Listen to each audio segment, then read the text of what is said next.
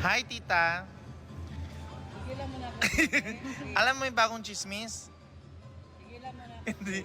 Hindi mo alam yung bagong chismis? Not interested. May bagong chismis ngayon. Ano?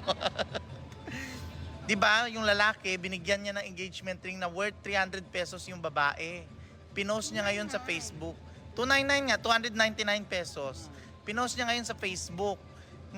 Ang babae, pinost niya sa Facebook niya. Sabi niya, okay lang ba na 299 pesos lang yung engagement ring na binigay sa akin? Ganon. Ano masasabi mo doon, tita? Wala akong pakialam.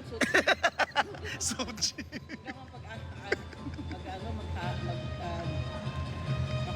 akong negotiate ng 299 na ba yan, Adso? Paano pag ikaw binigyan, tita, 299? Thank you. Pag si Tito Eddie nagbigay, di ba? Kahit 299, tanggapin mo?